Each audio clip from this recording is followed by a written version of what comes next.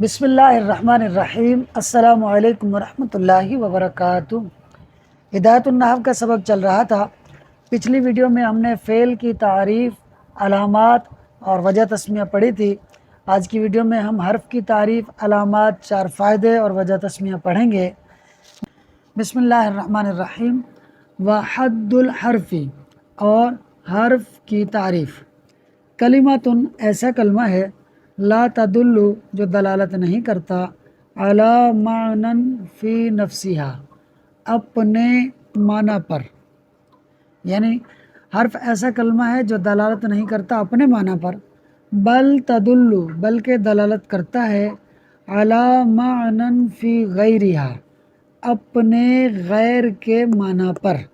نحو، جیسے من، فإن معناها الابتداء، کیونکہ اس کا معنی، کس کا؟ من کا، کیونکہ اس کا یعنی من کا معنی الابتداء، ابتدا ہے، ابتدا کرنا ہے۔ وہیا، اور وہ، یہ ضمیر کا مرجع یہ من ہے، اور وہ یعنی من، لا تدل، دلالت نہیں کرتا، علیہ، اس پر، کس پر؟ یعنی اس ابتدا پر۔ وہیا لا تدل علیہ، اور وہ یعنی من دلالت نہیں کرتا اس پر یعنی ابتدا پر، الا، مگر، بعد ذکر ما منہ الابتداء، مگر بعد اس کے ذکر کے جس سے ابتدا ہوتی ہے، مگر بعد اس کے ذکر کے جس سے ابتدا ہوتی ہے۔ یعنی من ابتدا کے معنی پر دلالت نہیں کرتا مگر اس چیز کو ذکر کرنے کے بعد کہ جس سے ابتدا ہوتی ہے۔ کل بصرتی والکوفتی، جیسے کہ بصرہ اور کوفہ۔ مثلا، مثال کے طور پر، تقول، تم کہتے ہو، سرت من البصرتی الی الکوفتی، میں نے سیر کی بصرہ سے کوفہ تک۔ تو میرے سیر کی جو ابتدا ہے وہ کہاں سے ہے؟ بصرہ سے ہے۔ تو ابتدا والا جو معنی ہے وہ بصرہ میں پایا جا رہا ہے، اور من جو ہے اس ابتدا والے معنی پر دلالت کر رہا ہے بصرہ کی وجہ سے۔ دیکھیں، جیسے حرف کی انہوں نے تعریف کی تھی کہ اپنے معنی پر دلالت نہیں کرتا بلکہ اپنے غیر کے معنی پر دلالت کرتا ہے۔ تو اس کا من کا جو غیر ہے وہ البصرہ ہے، جو کہ اسم ہے۔ اس بصرہ سے ابتدا ہو رہی ہے، کس چیز کی؟ میرے سیر کرنے کی، اور انتہا کہاں تک ہے؟ کوفہ تک ہے۔ وعلامتہ، اور اس کی یعنی حرف کی علامت، اللہ یصح الاخبار عنہ ولا بہ، اللہ یصح، کہ درست نہیں ہوتا، الاخبار عنہ، اس کے بارے میں خبر دینا، ولا بہ، اور نہ ہی اس کے ذریعے خبر دینا۔ یعنی حرف کی علامت یہ ہے کہ نہ تو اس کے بارے میں خبر دینا درست ہے اور نہ ہی اس کے ذریعے سے کسی کی خبر دینا درست ہے۔ تو اخبار عنہ کا مطلب یہ ہے کہ حرف مسند الیہ نہیں بنتا، اور لا بہ کا مطلب یہ ہے کہ حرف مسند بھی نہیں بنتا۔ وَأَلَّا يَقْبَلَ، اور دوسری علامت کیا ہے حرف کی؟ کہ یہ قبول نہیں کرتا، علامات الاسماء، اسماء کی علامات کو، ولا علامات الافعال، اور نہ ہی افعال کی علامات کو۔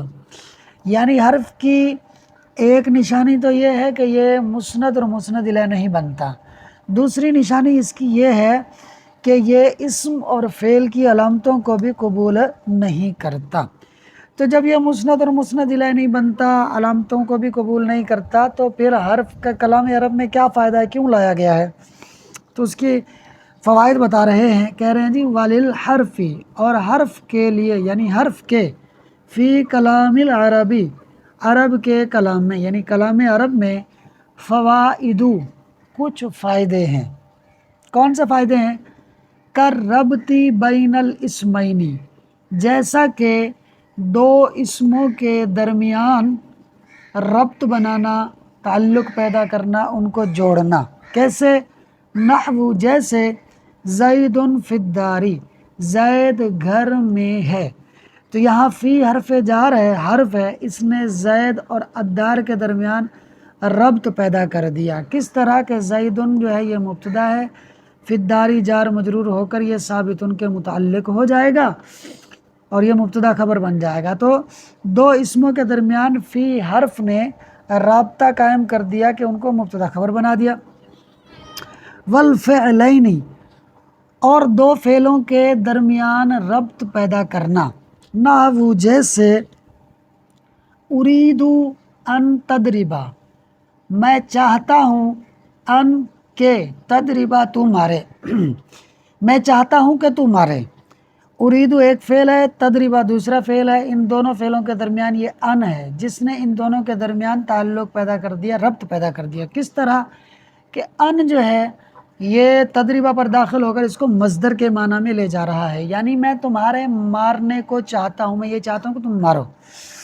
اچھا، او اسم و فعل، یا اسم اور فعل کے درمیان ربط پیدا کرنا، تعلق پیدا کرنا، یعنی حرف کا ایک فائدہ یہ ہوتا ہے کا ضربت بالخشبتی، جیسا کہ ضربت میں نے مارا بالخشبتی لکڑی کی مدد سے۔ اب اس میں آپ دیکھیے ضربت فعل ہے، الخشبتی اسم ہے، اور ان دونوں کے درمیان یہ با حرف ہے جس نے ان دونوں کو ملایا ہے، اس طرح کہ با الخشبہ پر داخل ہو کر یہ ظرف لفظ بنا ہے ضربت کا۔ تو یوں فعل اور اسم مل گئے۔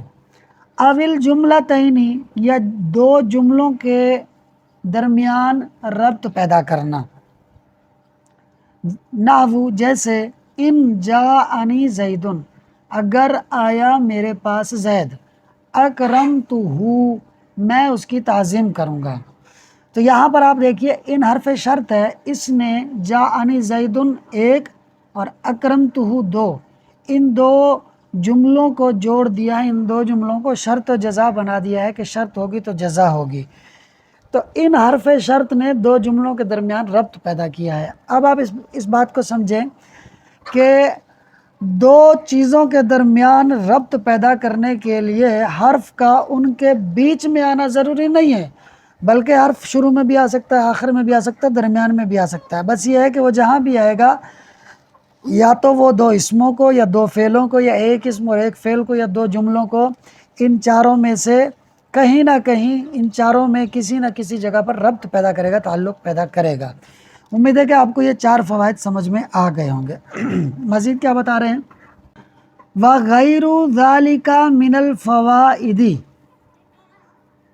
اور فوائد میں سے اس کے علاوہ اور بھی ہیں، یعنی یہ چار فائدے ہم نے آپ کو حرف کے بتائے، ان فوائد کے علاوہ اور فوائد بھی ہیں، التی جن کو تعرفها تم جانو گے، فی القسم الثالث تیسری قسم میں، انشاءاللہ تعالی اگر اللہ تعالی نے چاہا تو۔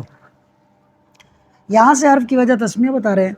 وَيُسَمَّى، اور کہا جاتا ہے اسے، یعنی وہ کلمہ جو اپنے معنی پر دلالت نہیں کرتا، اپنے غیر کے معنی پر دلالت کرتا ہے، اس کلمے کو کہا جاتا ہے حرفاً، حرف۔ کیوں؟ لِوُقُوعِهِ، اس کے واقع ہونے کی وجہ سے، حرفاً ای طرفاً، حرف یعنی کنارے پر، اس کو حرف کہا جاتا ہے اس کے حرف یعنی کنارے پر واقع ہونے کی وجہ سے۔ اذ، کیونکہ لیسا مقصودم بالذاتی، وہ مقصود بالذات نہیں ہوتا، یعنی حرف مقصود بالذات نہیں ہوتا۔ حرف اس لیے نہیں بنایا گیا کہ بذات ہی حرف کے بارے میں بحث کی جائے، جیسا کہ مبتدا اور خبر کے بارے میں بحث ہوتی ہے، جیسا کہ فعل اور اسم کے بارے میں بحث ہوتی ہے، اس طرح حرف مقصود بالذات نہیں ہوتا، اس پر بحث نہیں ہوتی۔ مثل المسندی والمسندی الیہ، مسند یعنی فعل، والمسندی الیہ، اور مسند الیہ یعنی اسم کی طرح۔ دوبارہ سن لیں، وَيُسَمَّى حرفاً، اور اس کو حرف کہا جاتا ہے، لِوُقُوعِهِ حرفاً ای طرفاً، اس کے حرف یعنی طرف میں یعنی کنارے میں واقع ہونے کی وجہ سے۔ کنارے میں واقع ہونے کی وجہ سے مطلب حرف کس طرح کنارے میں واقع ہوتا ہے؟ اذ لیسا مقصودم بالذاتی، کیونکہ حرف مقصود بالذات نہیں ہوتا، مثل المسندی والمسندی الیہ، مسند اور مسند الیہ کی طرح۔